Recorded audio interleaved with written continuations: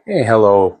Welcome back once again, friends, to Blue Pig Reviews. Before we get started, I want to answer a comment where someone had asked, where do we get the name Blue Pig from?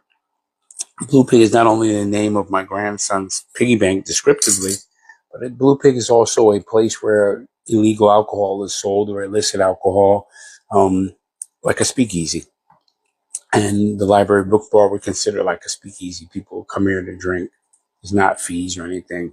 That's kind of where it came from. My friends would come over here and drink when COVID was on. And that's where we got Blue Pig Reviews. Today, we're going to be reviewing Frank August. Can't interview Frank August because he's not a real person. He's kind of like Remington Steele, a character they made up, representing the old ways of selling bourbon and the future of selling whiskey. And that's kind of cool to me. It comes in a beautiful bottle, this decanter bottle that they say if you pull the labels off, you can use as a decanter in the future.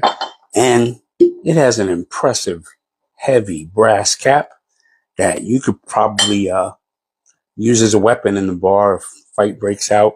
Or you could sit down and probably use it to play Scully and kick it around the table a bit. But let's get started. This bad boy comes in at 100 proof, has an undisclosed mash bill, because you know Frank August keeps the secret. And it sells for about I got it for $67 from Mid Valley Wine and over here outside of Newburgh. Overall, I would say that it's reasonably available here. I've seen it in a couple of places. That was the best price, and that's why I picked it up. This is aged about 4 years because it's really a straight bourbon, and that's pretty much all about it. But this mystery bourbon does a lot. Let's find out what's going on with it. And get out our glass, pop that cork, and of course, it's got an amazing cork pop. It's weighted. Pour it up. Let's give this a taste. So first on the nose, the biggest thing you get out of this bottle is a sharp green apple smell. It's sweet. It smells like an apple Jolly Rancher. A little bit of cinnamon. Almost a little bit of citrus on the back end. And a sweet brown sugar smell. Other than that, it's not so viscous. It's a little on the thin side. It has some legs. You can see it develop on the glass from the swirl. Let's give it a taste.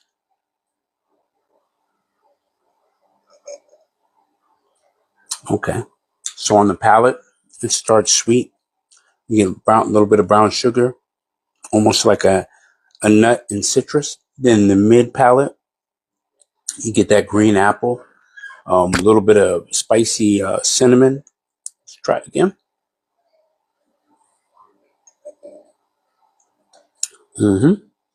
Right.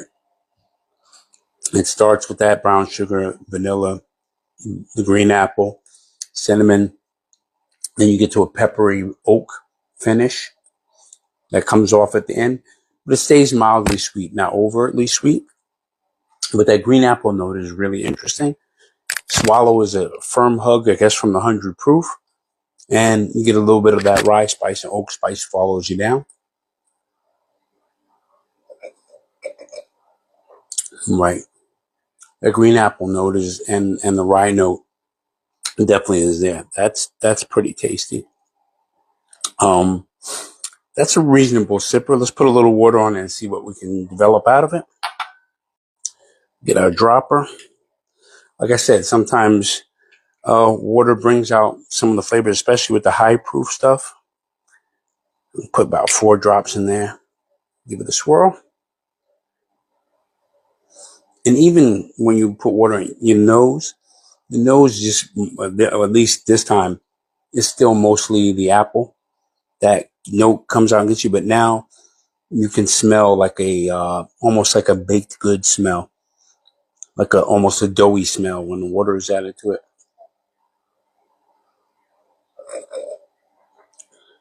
Right. Sweet vanilla, green apple. Quickly get into cinnamon, pepper, and oak. Yep, consistently good. That it's really well balanced up against the heat and that mildly sweet.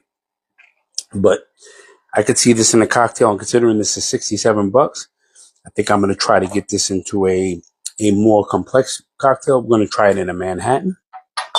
So, and I got a cool glass that says Bourbon Cowboy. I'm going to put in here. I know Manhattans usually go in the coupe. Today it's going to go in this bad boy right here because I'm feeling Bourbon Cowboy. So in order to make a Manhattan, you need your mixing tin or mixing glass filled with ice. You need a sweet vermouth. You can either use Koki or Punta Mess, which is a vermouth that has an Amaro on it. Today we're going to go with Koki. And we just need our bourbon. And we need orange bitters and Angostura or any bitters that you want to use. Most people will do just Angostura or mix in the two. Some will do whatever bitter flavors they want. Today we're going to do both of these. So let's get this going. So in our mixing tin, we're going to go with our vermouth first.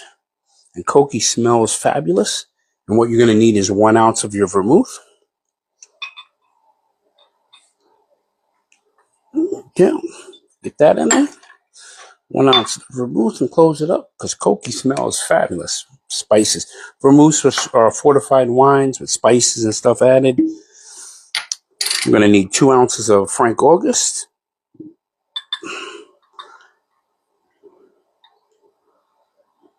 Got that covered. This heavy lid. Use that as a paperweight one day. Get that out of the way. And then we're going to need bitters. And my bitters combination, I'm going to do 1 orange because this has a green apple taste. I don't know if I want to really go for the orange, but I'm going to definitely go 2 Angostura bitters. And you can get the Angostura bitters and stuff in your supermarket. You know, liquor stores usually a little more. And we're going to give this a stir until it's well diluted. You can see the Manhattan is considered a manly drink, and I have the manliest spoon to stir it, at least the longest spoon.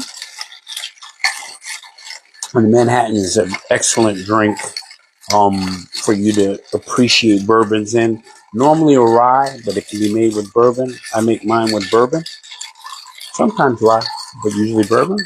Stir that up. We're doing about 40 strokes. Then we're going to strain that over our glass, and I wonder where our strainer went to. Sorry. Strainer's ahead of the game. Strainer is ahead of the game. Sorry, strainer spilled out onto the set.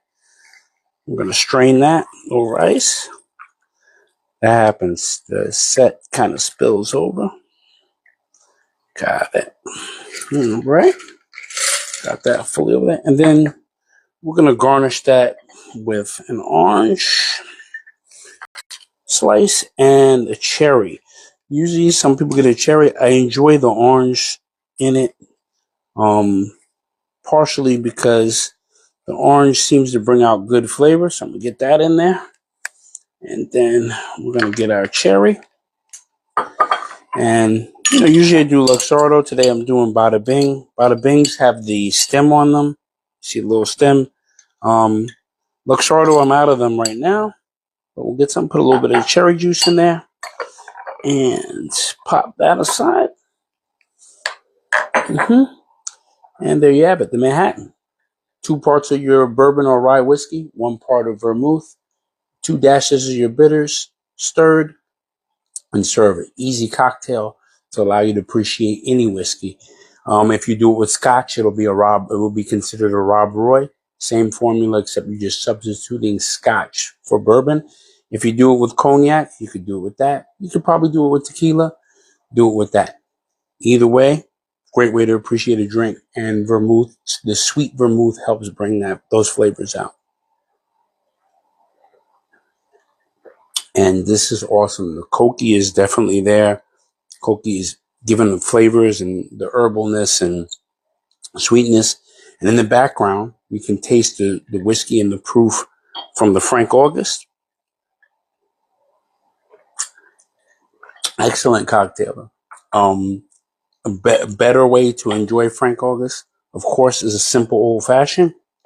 And then you get to taste all the notes with a hint of sweetness. Definitely a great sipper. Definitely a great bottle. The only drawback to this is probably for some is the price, $67. But you know, it's around, and it is an award-winning bottle, and you get a great keepsake out of getting it. So that might make up for it. Either way, go out, find out who Frank August is, get him on your shelf, put this pretty bottle up, and then you'll have an international wine and spirits trophy of your own. Cheers and good pouring from Blue Pig Reviews. And I'm going to take this bad boy with me and sit back and try to solve the mysteries of Remington Steele and Frank August.